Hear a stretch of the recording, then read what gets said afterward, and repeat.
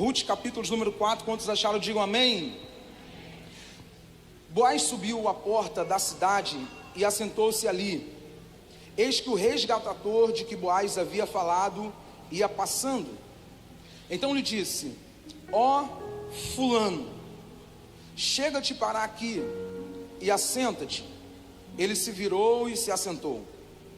Então Boaz tomou 10 homens dos anciãos da cidade e disse: assentai-vos aqui. E assentaram-se. Disse ao resgatador: aquela parte da terra que foi de Elimeleque, nosso irmão Noemi, que tornou da terra dos Moabitas, a tem para venda. Resolvi, pois, informar-te disso e dizer-te: compra na presença destes que estão sentados aqui e na de meu povo. Se queres resgatá-la, resgatará. Se não, declara-me para que eu o saiba, pois outro não há senão tu que a resgate, e eu depois de ti. Respondeu ele: eu a resgatarei. Disse, porém, Boaz: no dia em que tomares a terra da mão de Noemi, também a tomarás da mão de Ruth a Moabita, já viúva, para suscitar o nome do esposo falecido sobre a herança dele. Então disse o resgatador: para mim não a poderei resgatar, para que não prejudique a minha herança. Redime tu o que me cumpria resgatar, porque eu não poderei fazê-lo. Este era outrora o costume em que Israel, quando há resgates e permutas, o queria confirmar qualquer negócio, tirava o calçado e o dava ao seu parceiro. Assim se confirmava este negócio em Israel. Disse, pois, o resgatador a Boaz: compra tu. E ele tirou o seu calçado. E você diga amém. Queridos, eu serei muito objetivo nesta palavra que nós acabamos de ler agora. A Bíblia é um livro dos livros. A Bíblia é um manual de fé para a nossa vida, é o nosso baluarte, é o nosso know-how que chancela a nossa vida, a nossa estrutura, a nossa fé. Olhando para a Bíblia Sagrada, nós temos 2 livros que contêm o nome de mulheres, e isso daqui é algo que me chama muita atenção. Primeiro porque a primeira mulher que aparece na Bíblia é Ruth, e a segunda é Esther. Há uma grande diferença entre Ruth e Esther, porque Esther ela é judia, ela está deportada, e Deus decide honrar a Esther, introduzindo ela como rainha dentro de um período do Império Persa. Entretanto, quando a gente olha para Ruth, Ruth ela é moabita.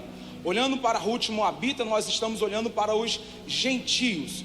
Aqui eu já vejo a graça de Deus na antiga aliança, no período veterotestamentário. Então, quando eu olho a graça de Deus na vida de Ruth, logo eu começo a interpretar a Bíblia conforme o apóstolo Pedro ele diz: nenhuma profecia das Escrituras é de particular interpretação. Então, algumas lições aqui que eu preciso olhar, observar diante do livro de Ruth. Para isso eu preciso fazer uma recapitulação diante do capítulo 1, para olharmos de forma diacrônica o processo inicial do que está acontecendo. E o que é que está acontecendo? Capítulo 1 diz a Bíblia que dentro de Belém está uma família. Essa família tem Elimeleque, a sua esposa Noemi, os seus 2 filhos, Malom e Quilion. E diz o texto, no capítulo 1, versículo 1: e houve fome na terra de Belém. Olhar para o período de fome na terra de Belém, isso aqui me dá um grande norte. Por quê? A palavra Belém quer dizer casa do pão, vem de uma aglutinação de 2 palavras em hebraico: Bet, que quer dizer casa, e Lehem, que quer dizer pão. Logo, a casa do pão houve fome. Olhando para a Bíblia Sagrada, ao entender e compreender o que é o pão, a primeira versão que nós tomamos o norte da Bíblia dizendo sobre pão é em Êxodo capítulo de número 16, quando a Bíblia diz de uma forma mais pujante. A primeira forma mais pujante é Êxodo 16, quando o povo sai do deserto e Deus ele fala para Moisés: eu farei pão chover do céu, eu farei pão cair do céu. Todos nós sabemos que esse pão é o maná. Olhando para o Novo Testamento, João capítulo número 6, o próprio Cristo, na primeira e grande multiplicação dos pães, olhando para 5 pães e 2 peixes, ele vai começar a fazer este milagre. Sobra-se 12 cestos, alimentando 5.000 homens. E quando Jesus ele está fazendo tudo isso, é para ele testificar que ele é o pão vivo que desceu do céu. Jesus ele está dizendo: eu sou o pão vivo que desceu do céu.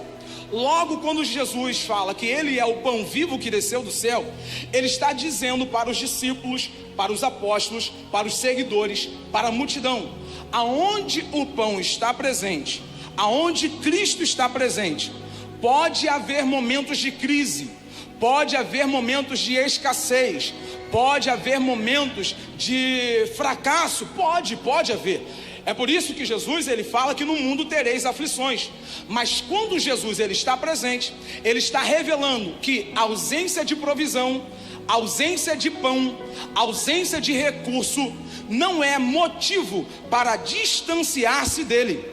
Pelo contrário, ao olhar para a ausência é entender que o Jeová Jireh está presente para enviar a provisão quando há crise na terra. Eu quero ser bem objetivo.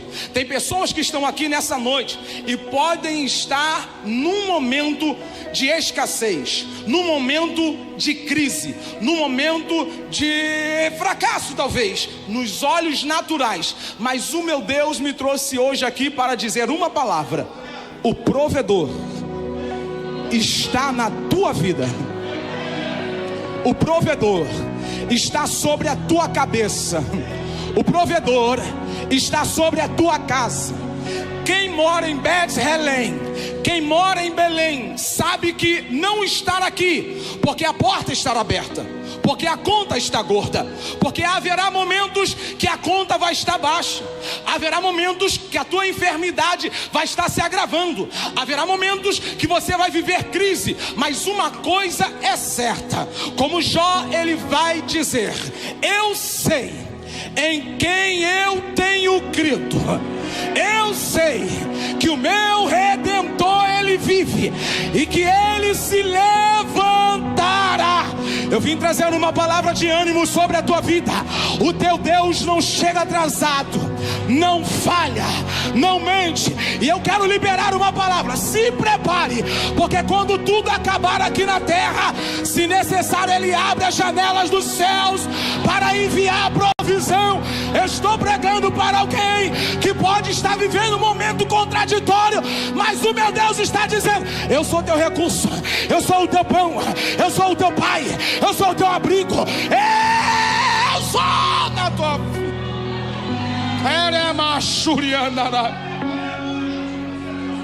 Sabe, eu amo o livro de Ruth, porque ele é o 8º livro da Bíblia. E como o 8º livro da Bíblia, isso aqui me faz entender que do 1 até o 6 é o processo de trabalho. No 7 é o período do descanso, do Shabat.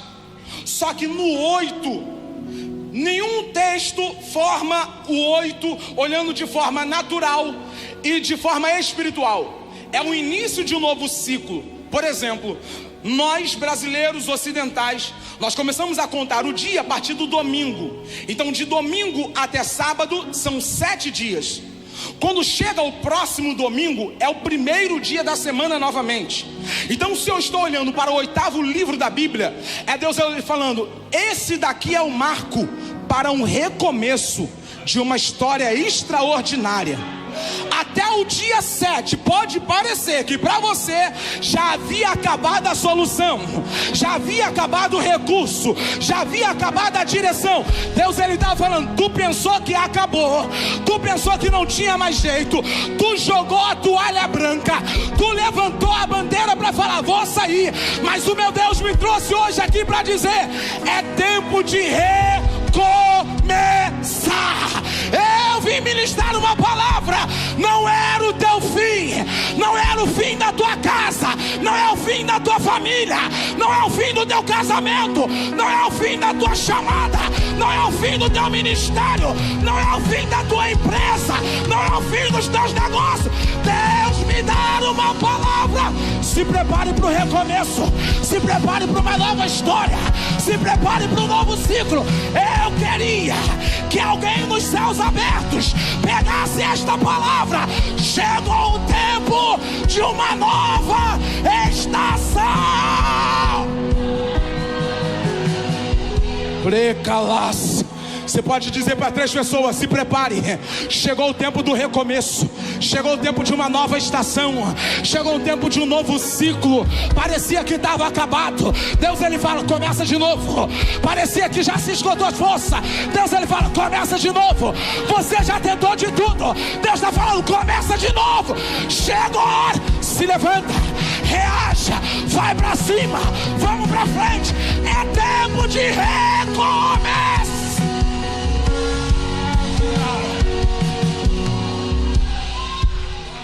Essa faculdade trancada aí, essa Bíblia engavetada aí, esses livros guardados aí, esses projetos engavetados, chegou a hora de tirar a poeira. Alguém vai te chamar de louca. Tá velho, já passou o tempo, já passou a tua idade. Você não sabe o que eu ouvi lá nos céus abertos. Você não sabe o que Deus falou comigo. Não acabou não, acabou para muita gente. Para mim é só um recomeço. Eu vou me levantar. Enquanto muita gente está parando, enquanto muita gente está desistindo, enquanto muita gente está jogando a toalha, tem gente nos céus abertos que vai sair para recomeçar.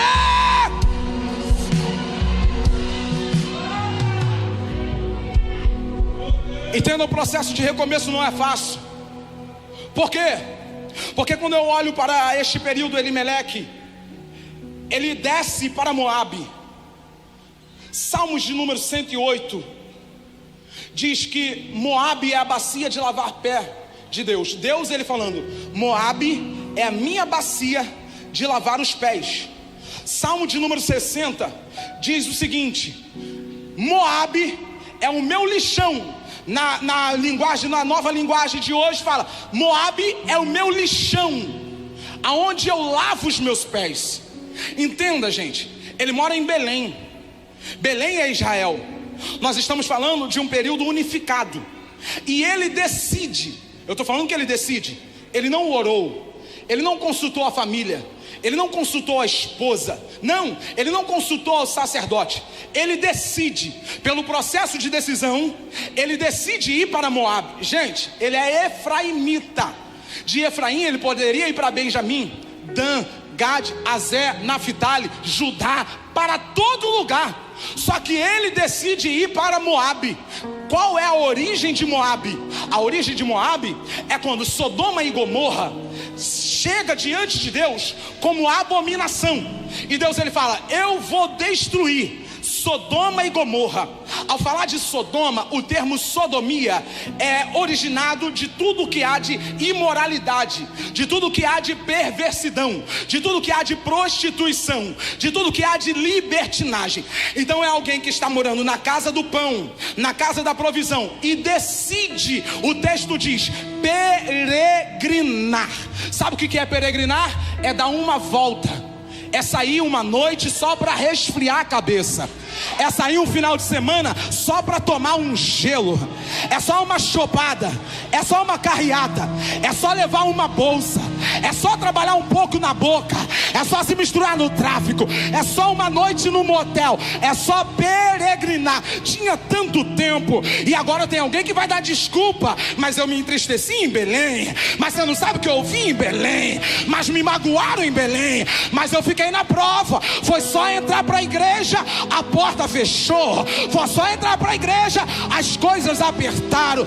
Deus me traz hoje como um semáforo neste altar, dizendo para você: Moabe não é o teu lugar. Eu vou ser bem fixado nisso aqui. Deus me trouxe como profeta para dizer para você: o teu lugar é em Belém.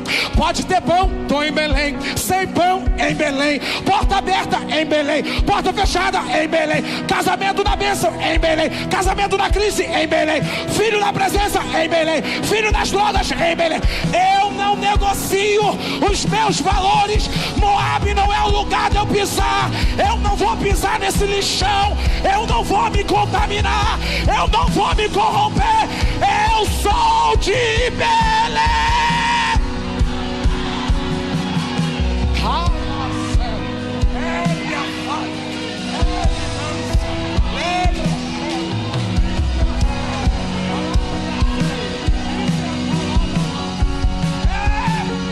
Alguém vai te chamar de doida. Alguém vai te chamar de doido. Ela só dá uma voltinha. Ela só por um dia. Não dá. O meu coração está em Belém.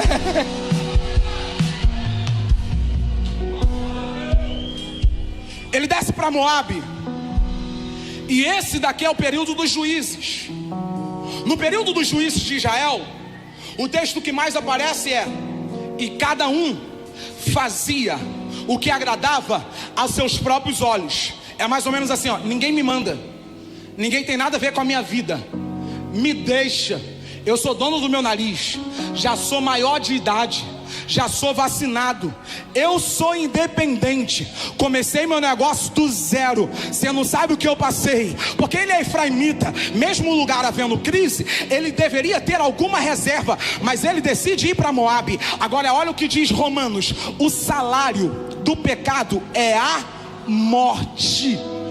Parece que ele está ganhando, só que ele está perdendo.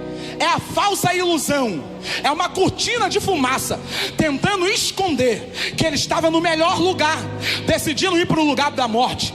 Dentro de 10 anos, Elimeleque morre, Malom, seu filho, morre, Quilion, o seu outro filho, morre. Gente, olhe para cá. Moabe Pax, que era a funerária de Moabe, já era sócio já de Noemi, gente. Toda vez que alguém tocava a campainha, quem é que morreu? Alguém da casa de Elimeleque. Só que tem uma mulher de Deus ali, mulher que ora, mulher que está antenada, mulher que está ligada. E ela ouve uma notícia. Qual é a notícia? Chega o jornaleiro e espalha no rios lá de Moabe, coloca no feed do Instagram: alô dona Ruth, alô dona Noemi, alô dona Orfa, o que é que aconteceu? Morte de novo? Não, Deus visitou o seu povo lá em Belém.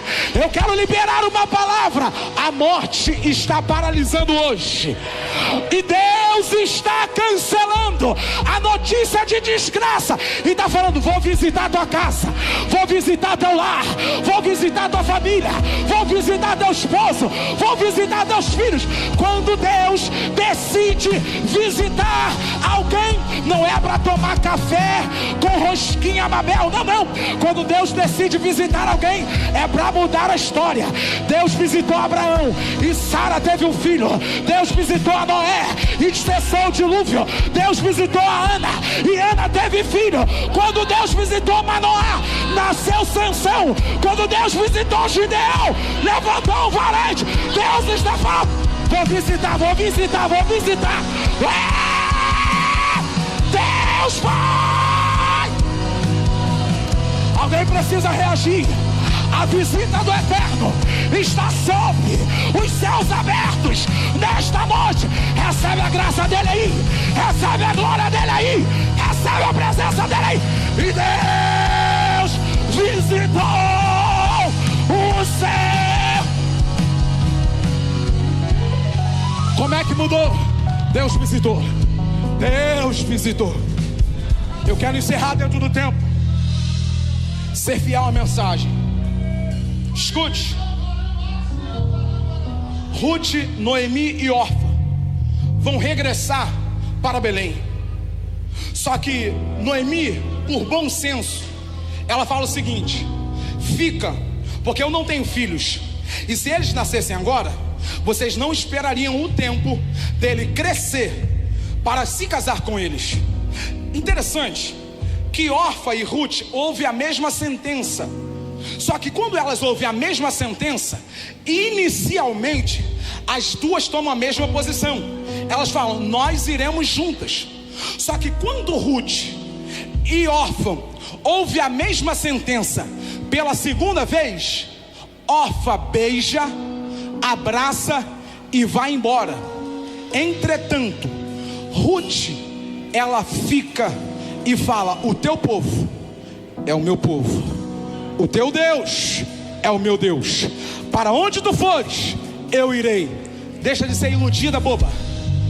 Você está aí chorando porque não curtiram a tua mensagem no Instagram. Você está deprimida dentro do quarto porque não te mandaram uma mensagem. Você está iludido porque muitas pessoas abraçam, beijam, você fala, foi embora. Sabe qual é o significado do nome Ruth? Amizade. Provérbio 17:17. Em todo tempo ama um amigo, mas na angústia nasce um irmão. Eu tenho uma palavra de Deus para a tua vida. No momento em que você pensar que está sofrendo desamparo, Deus, Ele vai levantar amigos para te sustentar. Deus, Ele vai levantar alianças para te sustentar. Deus, Ele vai levantar irmão de oração, que ora, que jejua, que sobe. Deus vai levantar. Ela volta, vai respigar. E eu quero encerrar aqui. Quando ela volta, vai respigar, Boaz ouve a notícia e ele diz: fulano, se tu quiseres redimir, aqui entra a doutrina da redenção, que é comprar alguém por alto preço. Se tu quiseres redimir a Noemi, vai redimir também a Ruth. E fulano, ele fala assim: olha, eu não vou redimir, porque senão vai prejudicar a minha herança. Gente, eu fiquei a vida inteira perguntando para mim, Miranda, quem é fulano? Eu fiquei a vida inteira perguntando, quem é o bendito do fulano? Minha mãe sempre falava, cuidado com fulano. E fulano não anda sozinho, fulano anda com ciclano e beltrano.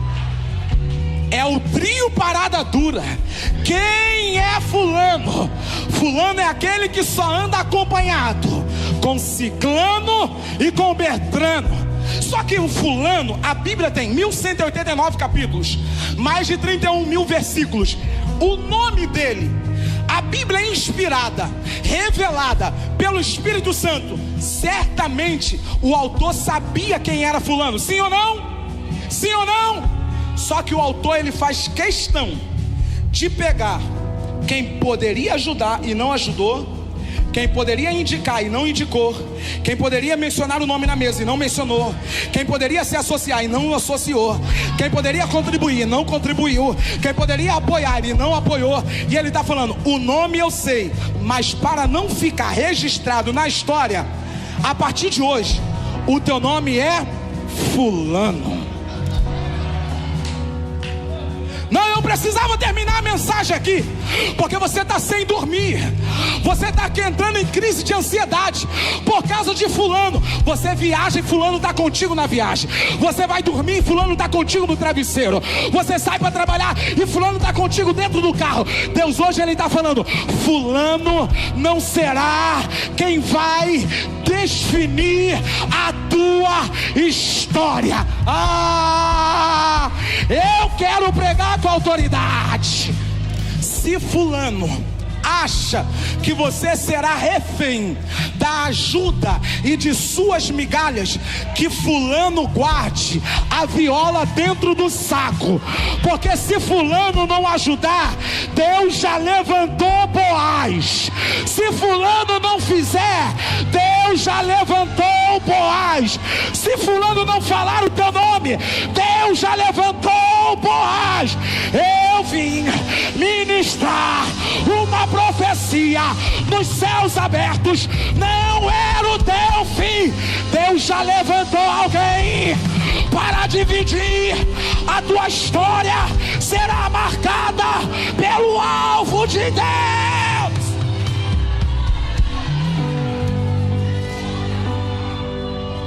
Tem um montão de gente que estava aí, fulano falou, vou ajudar nada, sou grande demais, já estou muito na frente, não posso. eu tenho um nome, eu tenho uma história, eu tenho um legado.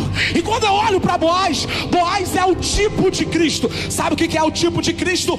Todo personagem na antiga aliança é um tipo de Cristo. Adão é o primeiro homem, ele foi feito alma vivente. Cristo, o segundo Adão, feito espírito vivificante. Se eu olhar para Abel, ele é um tipo de Cristo que oferece as suas ovelhas para ele fazer um sacrifício. Se eu olhar para Cristo, ele é o antítipo de Abel, que ele é o bom pastor, e o bom pastor dá vida pelas suas ovelhas. Se eu olhar para Sete, o seu nome é renovo, é um tipo de Cristo. Se eu olhar para Cristo, é o antítipo de Sete, porque ele é o rebento de Jessé e o renovo de justiça. Se eu olhar para Enos, que é filho de Sete, ele é o filho do renovo. Mas se eu olhar para Cristo, ele é o renovo por justiça, aonde os homens começaram a invocar a Deus. Se eu olhar para Noé, ele é um tipo de Cristo, aonde ele guarda todas as famílias dentro da arca. Se eu olhar para Cristo, através do seu sangue, é o antítipo de Noé,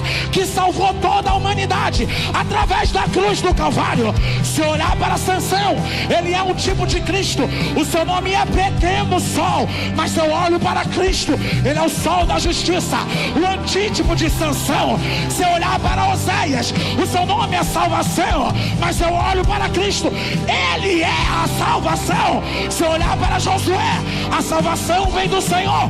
Se eu olho para Cristo, ele fala: atrairei todos os povos a mim para salvar a humanidade. Se eu olhar para Abacuque, ele é aquele que abraça. Se eu olhar para Cristo, de braços abertos na cruz do Calvário: vinde a mim, todos vós que estáis cansados, sobrecarregados e oprimidos, e eu vos aliviarei. Eu vim ministrar uma palavra. Você está esperando o anjo aparecer aqui? Você está esperando aparecer Deus no teu quarto? Ele está falando: eu já me manifestei através de pessoas para mudar o teu destino. O teu fim não é aqui. Deus vai mudar a tua história.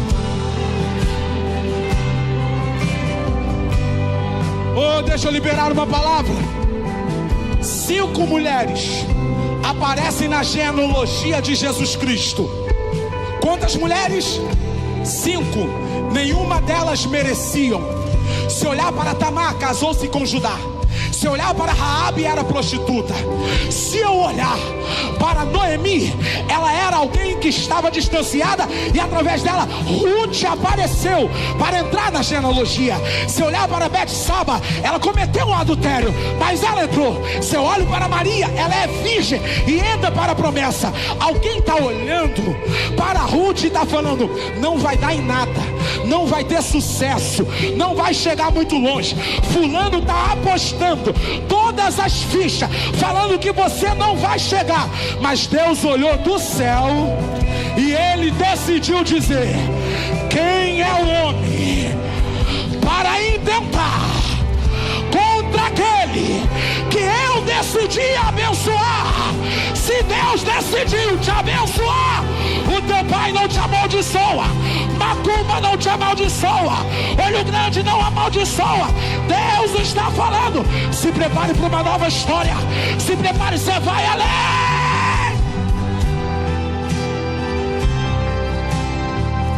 Salmos 24. Quem é esse, o Rei da Glória? Ele é o Senhor, forte e poderoso. Levantai, ó portas, as vossas cabeças, levantai-vos, ó entrada eterna, para que entre o Rei da Glória. Quem é o Rei da Glória? Se alguém olha a história, vai precisar dizer: é o filho da dona Ruth. Como é que é? Não entendi. Ruth casou-se com Boaz. Boaz gerou Obed. Obed gerou Davi. De Davi veio Cristo. Eu quero pela primeira vez dizer para você: levante a mão que lá vai a profecia. Deus está falando para você: os teus filhos, a tua geração vai chegar mais longe do que você chegou. Fulano não definirá a tua história. Só quem concorda reaja.